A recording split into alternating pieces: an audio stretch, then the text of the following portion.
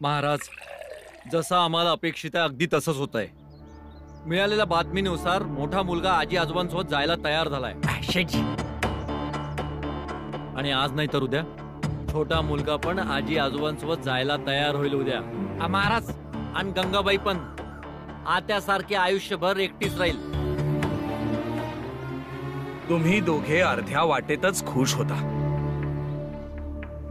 जर ती मुलं आपल्या आजी आजोबांसोबत निघून गेली तर विचार करा की तुमचा बदला पूर्ण कसा होणार.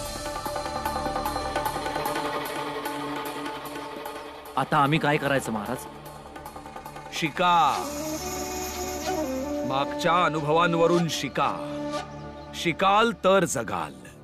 आधी जो पराभव झालाय तसा परत नाही होता कामा. महाराज, आम्हाला काही कळतच नाहीये. तुम्हाला काय म्हणायचं ते? तो भीमराव आपला जीव देईल, परंतु त्याच्या बहिणीच्या सासू सासऱ्यांच्या प्रयत्नांना कधीही यशस्वी नाही होऊ देणार. नेहमी सारखाच तो या वेळेसही आपली बुद्धी लावून कुठला ना कुठला डाव नक्कीच खेळेल. आणि याच डावावर तुम्ही सुद्धा खेळा आणि असा डाव टाका की नरक यातना व्हायला पाहिजेत त्या सगळ्यांनाच.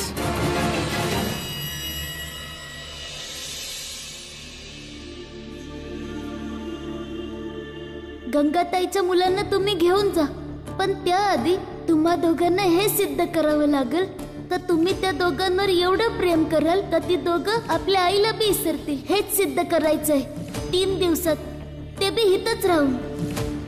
माझ्या पोराला खाल्लंय. हो, खाऊन टाकलं तुमच्या पोराला. ऐकलं तुम्ही दोघांनी? खाऊन टाकलं तुमच्या आईने तुमच्या बापाला. तुम्ही बी तुमच्या आजी आजोबाजवळ राहा, नाहीतर तुम्हाला बी खाऊन टाकलं. जा इथून. म्या काही चुकीचं तर नाही केलं ना? ही अट मी ठेवली होती म्हणून ही माझी जबाबदारी आहे का ताई आणि तिच्या मुलांना योग्य न्याय मिळाला पाहिजे. पण ताईची मुलं तर त्यांच्या आजी आजोबांसोबत जाण्यासाठी तयार झाली. मला काहीतरी करावंच लागेल.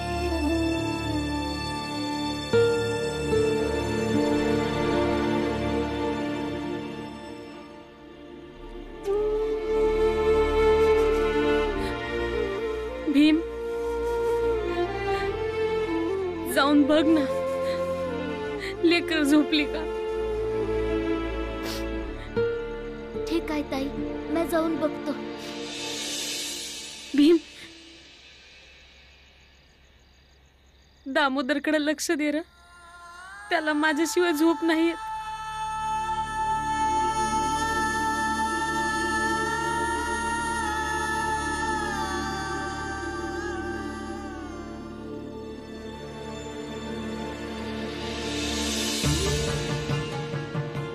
रात्रीला केळं नाही खात. तुला माहित आहे ना, केळं खाल्ल्याने तुझी तब्येत खराब होती म्हणून. तुला खोकला येतो, नाही खायचं. अगं, दिसभर पोरांना ओरडत असती. पोरगा दिवसभर आई आई करत असतो. हे नाही की पोराशी 2 शब्द गोड बोलावे. बस दिसती ओरडत असती. हे नको करू, ते नको करू. तू थांब.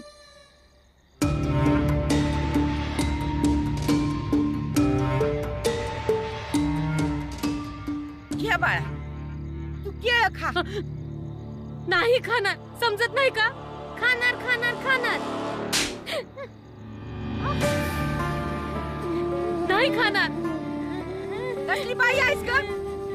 बघावं त्या पोरांना मारत असते. आजी, मला इथे नाही राहायचं. मला आपल्या घरी जायचंय. मला बी इथं नाही राहायचं. होय, आपण जाऊ आपल्या घरी. चला चला पोरांनो. नाही.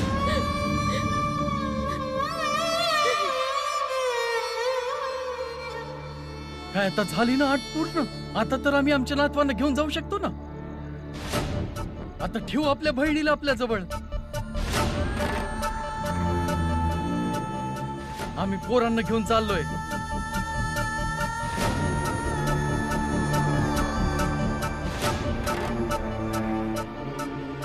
थांबा तुम्ही. तुमचं वय माझ्यापेक्षा जास्त आहे म्हणून मला वाटतं का तुम्ही मुलांची मन माझ्यापेक्षा चांगली जाणता.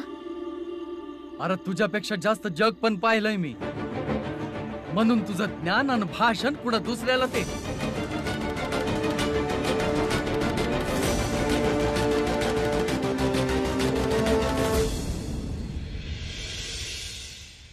तुम्हाला माहित आहे ना का आम्ही मुलं लगेच रागवतो आणि आमचा राग थोड्या वेळाने निघून बी जातो.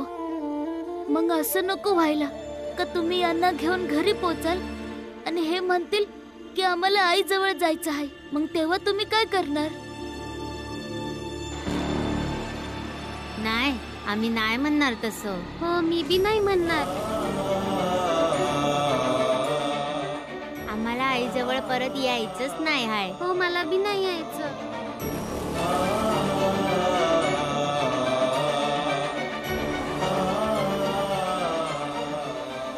अजून काय बोलणे ऐकण्याचं राहिलंय का? मग तुम्ही विचार करा, जर एकदा तुम्ही मुलांना घेऊन गेलात तर आम्ही गंगाला भेटू नाही देणार. बाबा नाही, काय बी गरज राहणार नाही. चला हो, आपण जाऊया. जरा थांबा. उद्या सकाळपर्यंत तरी थांबा. कारण अट अशी होती का मुलांनी स्वतःहून तुमच्या सोबत यावं. पण इथे तर तुम्ही अशी परिस्थिती निर्माण केलीये का मुलं तर तुमच्या सोबत यायला तयार झाली पण मनापासून नाही तयार झाली. मर्जी आणि परिस्थिती मधला निर्णय यात फरक असतो.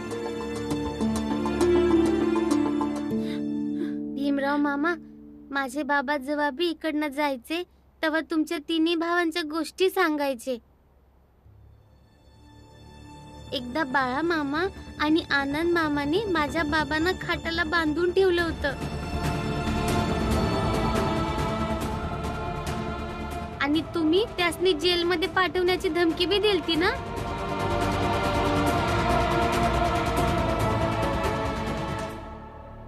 चुप, एकदम चुप.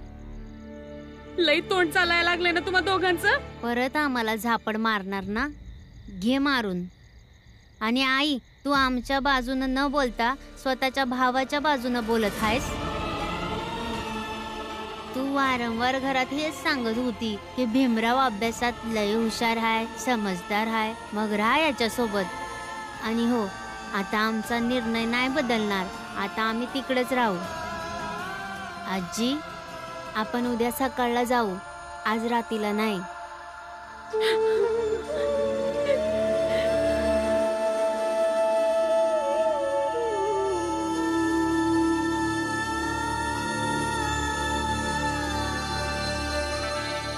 अहो, मला माहितच नव्हतं की तुम्ही माझ्या पोराशी इतकं वंगाळ वागत होता. ते आता आम्हाला इथं नाही राहायचं. उद्या सकाळच्यालाच आम्ही इथनं निघून जाऊ. तुमची आमची समधी नाती संपली.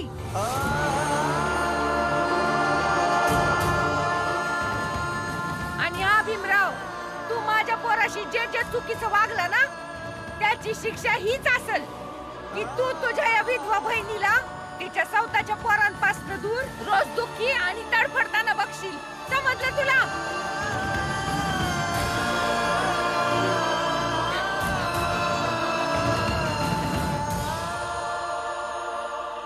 झूठे को झूठा मिले, दूना बंधे सने. झूठे को साचा मिले, तब ही टूटे ने.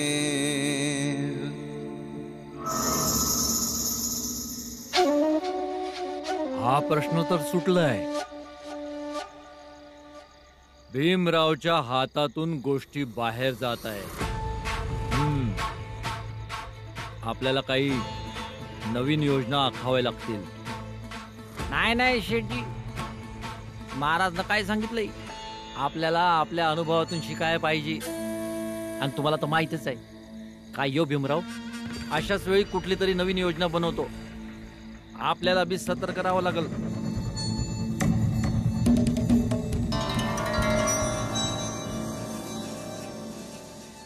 आई जाऊ दे मला.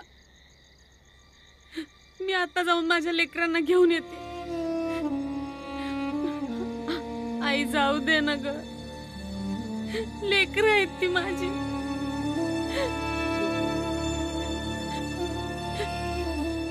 आई आहे मी त्यांची. जर असं नाही ऐकलं ना तर 2 झापड मारून घेऊन येईन त्यास. गंगा, तसं बी तुझी पोरं तुझ्यापासून दूर झाली. असं मारत राहशील तर तुझा तिरस्कार करतील ना. मग काय करू आत्या? असं इथं गुमान बसून तमाशा बघत राहू. सकाळी ते माझ्या लेकरांना घेऊन जातील. मग काय करू मी? कशी जगणार मी लेकरांशिवाय? या लेकरांशिवाय आता माझ्या जवळ काहीच नाही आहे. एक तेच तर आहेत माझ्या जगण्याचा आधार. ताई, मी काहीतरी विचार करतोय, तू काळजी नका करू. काय विचार करणार तू? हा, हे सर्व तुझ्यामुळेच झालंय ना. ही पैस बी तूच लावली होती ना 3 दिवसाची. काय झालं? बदललं ना सारं 2 दिवसात. चूक झाली माझी.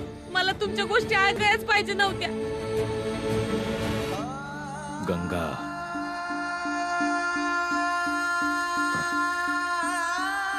बाळा, भीमाला दोष नको देऊस.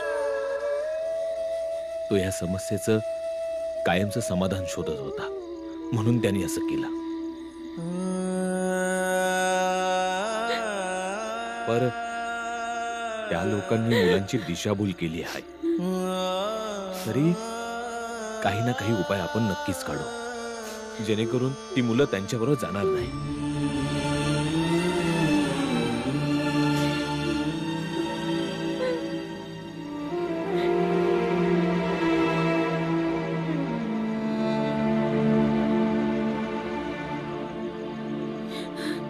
समजा काय ठीक होईल ताई.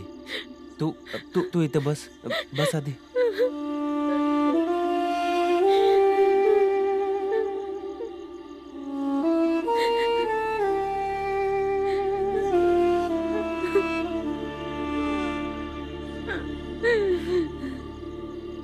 आई आणि मुलाचं नातं एवढं कमजोर नसतं गंगा, की असं कोणाच्या काय बी बोलल्याने ते तुटणार.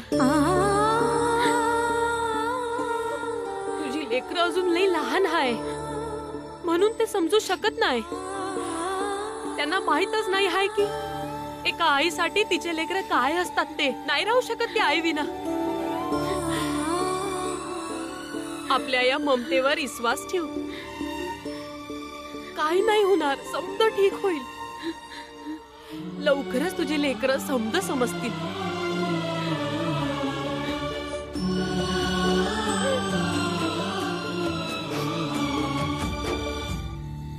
तुझी लेकरं अजून लई लहान आहे म्हणून ते समजू शकत नाही. त्यांना माहीतच नाही आहे की एका आईसाठी तिचे लेकरं काय असतात. ते नाही राहू शकत ती आई विना.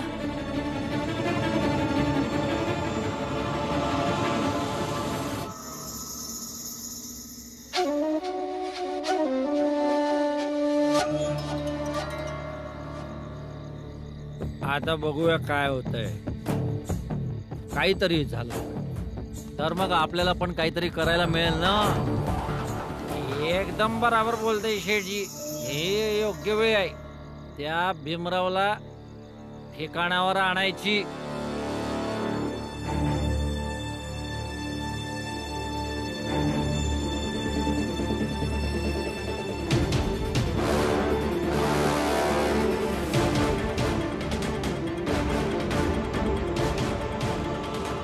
शेठजी, इकडं बघा. सकपळांची सेना निघालीये. काही ना काही तर नाटक करतीलच.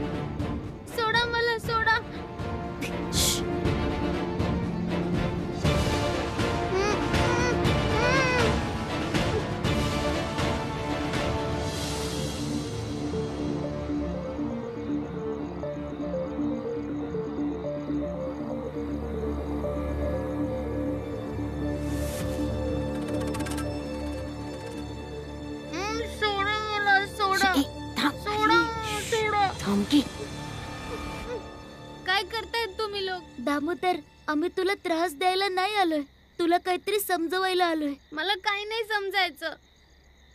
थांब तू, पण आम्ही तुला समजवणार. मला आजी आजोबाजवळ जायचंय.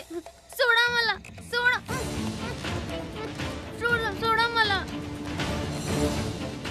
दामोदर, आम्ही तुला त्रास द्यायला किंवा सतवायला नाही आणलं आहे. फक्त तुला काहीतरी दाखवायचं आहे. एकदा बघ, मग तुला समजेल. मग तुला हवं ते कर.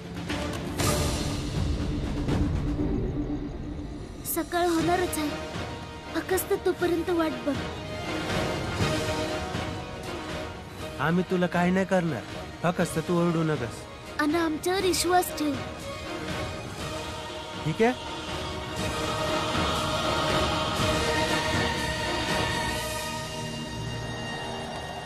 काही समजत नाही आहे शेट्टी. या रामजी सकपाळच्या सेनेला काय करायचंय नक्की?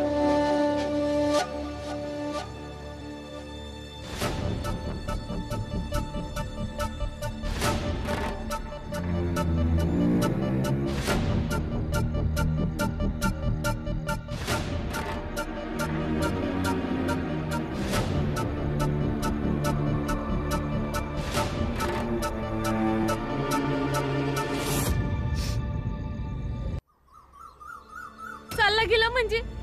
कुठे गेला माझा दामोदर? अरे सांगा ना, कुठे गेला? गंगा, गंगा सांभाळ स्वतःला. हे बघ, सापडेल का दामोदर? लेकरं गेली आहे ना त्याला बघायला.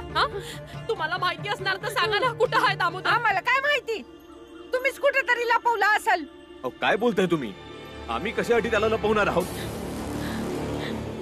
बाळा, आनंद, काय झालं? भीमा कुठं आहे? हा, आणि भीमराव कुठे? नक्कीच त्याने काहीतरी केलं असेल. तो दामोदरला शोधतोय. कुठे आहे? तो भेटेल का ताई? आम्ही शोधतोय ना. सापडेला दामोदर? आम्हाला तुम्हा लोकांची गोंधळात पडायचंच नव्हतं. आम्ही याला घेऊन निघालो आता. चल. आई, मी तुमच्या पुढे हात जोडते. सांगा ना, माझं लेकरू कुठं आहे? शेठजी, जाऊन सांगायचं का का त्या भीमरावनं आणि त्याच्या भावानं दामोदरला लपवून ठेवलाय? नाही, आता नाही. यांना सांगून काहीच फायदा नाहीये. मी काहीतरी वेगळाच विचार करतोय. तू फक्त बघत राहा. विनायक, सांग, भाऊ कुठे आहे तुझा? सांग ना. आई, मी पाय पडते तुमच्या. सांगा ना, कुठं आहे माझं लेकरू? तुमच्याच तर सोबत झोपला होता. कुठं चालला गेला? तुम्ही पण तर आई आहात ना, सांगा ना. सारखं सारखं मला काही विचारतीस? अहो, असं काय करताय तुम्ही? त्याला कुठेतरी गेला असेल निघून. आणि तसं बी तू हा प्रश्न आमस्ती काय विचारते? तुझ्या घरातल्यांना विचार की. तू आज जाऊन तयारी कर, आपण याला घेऊन जाऊ. चल चल, ऐका करू. हे बघा, तुमचा मित्र नातू आहे आणि माझ्या मुलीची अवस्था बघताय ना तुम्ही. माहित असेल तर सांगा ना. आमस्ती काय नाही माहिती. चाललो आम्ही.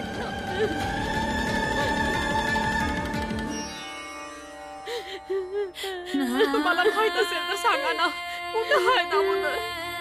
सांगा ना बाबा, कुठं आहे माझं पोरग?